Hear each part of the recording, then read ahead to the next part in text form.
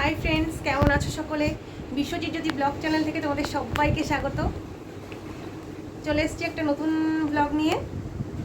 এরকম ধরনের ব্লগ সবাই বানায়, কিন্তু আমি এর আগে তৈরি করিনি, এটা প্রথম। ব্লগ করতে গেলেই না এটাই আগে মাথায় আসে যে কি ব্লগ করব, কি নিয়ে ব্লগ করব। তাই ভাবলাম যে এখন থেকে মানে রাত্রেবেলা আমরা কি করি সেটাই তোমাদের সঙ্গে শেয়ার করব। তো দেখতে থাকো, স্কিপ করো না, পুরো ভিডিওটা দেখো, তোমাদের নিশ্চয়ই ভালো লাগবে। আর কিছু তো স্পেশাল আছে, তোমরা সেটা থাম্বনেল থেকে অবশ্যই বুঝতে পেরে যাবে। সো দেখতে থাকো।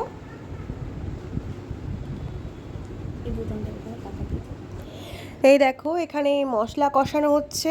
তোমরা গেস করতেই পারছো যে কিসের মশলা কষানো হচ্ছে। আসলে একটু মাংস রান্না হবে, তো তারই মশলা কষানো হচ্ছে। মাংসটা কিন্তু আমিই বানিয়েছিলাম, মানে মা আমাকে বলে গেছিলো যে মাই করবে সবটা। এবার মার মনে হচ্ছে যে মার মেয়ে করবে, মায়ের কষ্ট হবে। বিষয়টা তো একই, তাই না? আমি করাও যা, মা করাও তাই। মা বাড়িতে এসে কাজ করবে, আবার মারও কষ্ট হবে, তো এটা ভেবে আমিই বসিয়ে দিয়েছিলাম মাংসটা। প্রথমে আগে মশলাটা কষিয়ে নিয়ে আমি তারপরেই মাংসটা দিয়েছিলাম। আর এটা কিন্তু মাখিয়ে রেখেছিল আমার ছেলে। আমার ছেলের বয়স মাত্র 10 বছর। এই যে মশলাটার মানে ওখানে কিন্তু শুধু লবণ, হলুদ আর টক দই মাখিয়ে রেখে দিয়েছিল, সর্ষের তেল। ওটা আমার ছেলেই মাখিয়ে রেখেছিল। ওর দেওয়া এটা হলো আমার বার্থডে গিফট। ও আমার বার্থডে গিফটটা না একদম অন্যরকম। আর একটা মায়ের কাছে এর থেকে বড় গিফট আর কিছু হয় না। এর থেকে বড় গিফট কিন্তু আর কিছু হয় না। ও আমাকে হেল্প করছে। আর সব থেকে বড় আগ্রহ, মানে এই যে অনুষ্ঠানটা না, এটাই পুরোটাই কিন্তু ওর জন্য, না হলে এটা করতাম না। আমার ছেলেটাকে তোমাকে দেখি, দেখো আমার ছেলেও কিন্তু তোমাদেরকে হাই করে দিল এর মধ্যে আবার। হাই ফ্রেন্ড, এই দেখো আমার মা বাড়ি চলে এসেছে। মা কিন্তু এতক্ষণ বাড়ি ছিল নাই, সবে বাড়ি আসলো। দেখো, এদিকে কথা বলতে বলতে তোমাদের সঙ্গে গল্প করতে করতে দেখো মাংসটাও কিন্তু হয়ে গেছে। মাংসটা একটু লাবিয়ে নেব।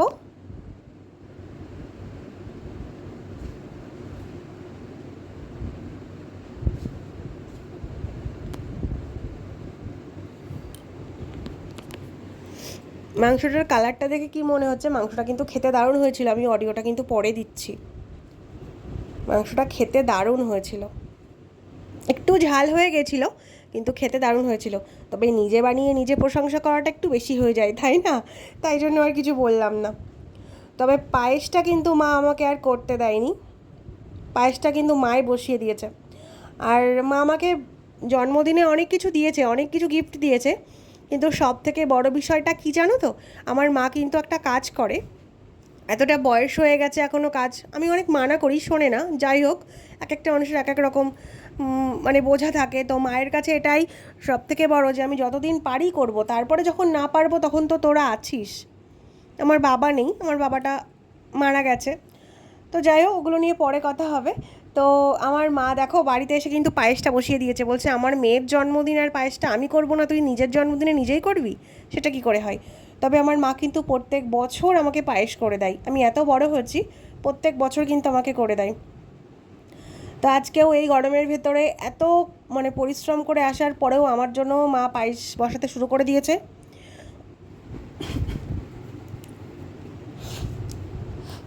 কাজু আর কিশমিশ দিচ্ছে, ভরে ভরে দিচ্ছে।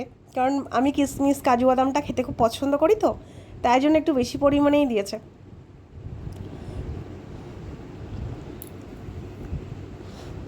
ওখানে দাঁড়িয়ে থাকতে আমার কষ্ট হচ্ছিল, কারণ আমাদের ওইখানটা না গ্যাস জ্বলছে। আমরা এটা ভাড়া বাড়িতে থাকি, জায়গাটা খুবই কম, ছোট জায়গা। পরে একটা টাইমে তোমরা যদি দেখতে চাও অবশ্যই তোমাদেরকে দেখিয়ে দেব। মা কিন্তু পায়েস বানাচ্ছে। আর এত দারুণ গন্ধ বেরোচ্ছিল না, মানে আমি মাকে তো অনেকবার বলছি যে মা এত দারুণ গন্ধ বেরোচ্ছে, মনে হচ্ছে আমাকে এখনই একটু দাও, আমি খেয়ে নিই।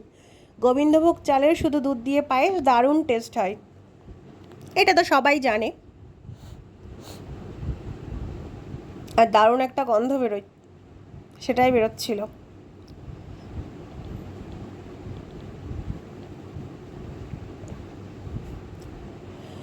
আমি ভিডিওর ভিতরেই বললাম, মানে বলে দিই আর কি, আমি এই ধরনের ভিডিও প্রথম করছি, এর আগে এই ধরনের ভিডিও করিনি। যদি কিছু ভুল হয় তো প্লিজ ক্ষমা করে দিও। নিজের বোন মনে করে একটু ক্ষমা করে দিও প্লিজ। আর ভিডিওটা কেমন লাগে অবশ্যই জানিয়ে দিও। কমেন্ট করে জানালে বোঝা যায় যে কাজটা যেটা আমি করছি সেটা ঠিক হচ্ছে না ভুল হচ্ছে, তাই না? পায়েসটার কালার দেখে এসছো কী সুন্দর এসছে। অবশ্য দুধ দিয়ে করা, সাদা তো হবেই, তাই না? কিন্তু খেতেও কিন্তু দারুণ ছিল। আমার মা পায়েসটা দারুণ বানায়। আর এই একটা আমাদের বাড়ির সদস্য, এর সঙ্গে তোমাদের আলাপ করিয়ে দিই, এর নাম হচ্ছে গোলু। আমাদের বাড়ির একটা কিউট সদস্য। আর ওইখানে যে দুটো গিফট পড়ে আছে না, ও দুটো আমার বর আমাকে দিয়েছে। খুব দুরন্ত, খুব দুরন্ত। আর সব থেকে বড় কথা, ওর যে দুষ্টুমিগুলো করে না, আমি না ওগুলোকে ক্যামেরায় কখনো নিয়ে আসি না। তার কারণ আমার মনে হয় যদি কেউ কোনো বাজে কথা বলে, ওকে নিয়ে বাজে কথা বলে, সেটা না সহ্য করতে পারবো না। তো সেই ভয়ে আনি না। কিন্তু ও কিন্তু সারাক্ষণ ছাড়া থাকে। খাঁচা আছে, দুটো খাঁচা আছে, কিন্তু গোলুকে খাঁচায় রাখার মতো সাহস আমার তো নেই, প্রথম কথা। দ্বিতীয়ত সহ্য করতে পারি না, ও খাঁচায় তো প্রথম থেকে থাকে না। ও খুব ছোটোবেলায়, মানে 12 দিন বয়স, তখন থেকেও আমাদের কাছে আছে।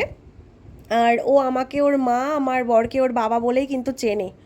আর সব থেকে বড়ো কথা না, ওকে নিয়ে আমাদের দিনটা দিব্যি কেটে যায়।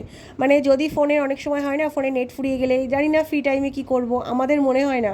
আমার ছেলে, ওর নাম ঈশান, আমার ছেলে, তো সে বলে ওটা হলো আমাদের অল টাইম ডেটা, যেটা ফ্রি ডেটা, কখনো শেষ হয় না। তো যাই হোক, এরকমভাবে আমাদের দিনটা সুন্দরভাবে কাটে। তো আজকে মনে হলো একটুখানি তোমাদের সঙ্গে শেয়ার করি। আসলে আমি যেখানে ভিডিও করছিলাম সেটা কিন্তু ওরা কেউই জানে না, মানে গোলু আর গোলুর বাবা দুজনের কেউই জানে না। তো যাই হোক, ওরা ওদের মতো মস্তি করছিল, আমি একটু ভিডিও করছিলাম। অনেক পাকামি করে বেড়াই, সারাদিনে প্রচুর পাকামি করে। আর একটা সিক্রেট, এই দেখো, এটা আমার ছেলে ঈশান। ও কি করছে দেখেছো? বললাম না যে পুরো এই যে অনুষ্ঠানটা ওর জন্য, দেখো কি সুন্দর করে গুছিয়েছে। সব থেকে বড় কথা, ও কিন্তু জানে না আমি ওকে মানে এটা তুলছি। ও বলেছে পুরোটা হবে, তুমি তারপরে দেখাবে। ফাইনাল লুকটা তোমাদের আমি অবশ্যই দেখাবো। দেখো কেমন লাগছে ফাইনাল লুকটা, দেখতে দারুণ লাগছে না? এটা কিন্তু একটা ভীষণ বড় প্রাপ্তি, জানো তো? এটা আমার মা আমাকে আশীর্বাদ করছিল।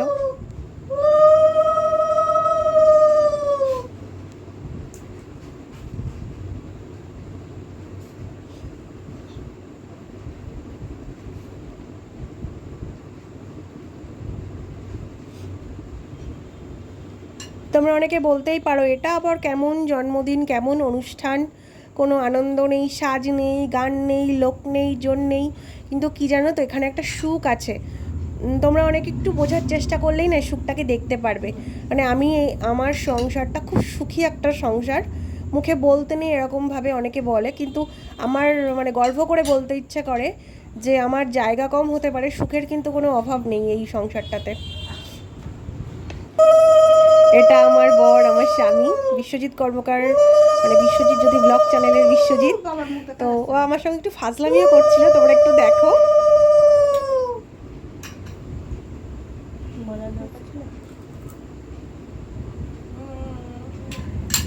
প্রত্যেক বছর এভাবেই আমার জন্মদিন, কি আমার বরের জন্মদিন এভাবেই পালন করা হয়। তো এবার একটু তোমাদের সামনে তুলে ধরলাম। দেখো কেমন ইয়ার্কি করছিল আমার সাথে।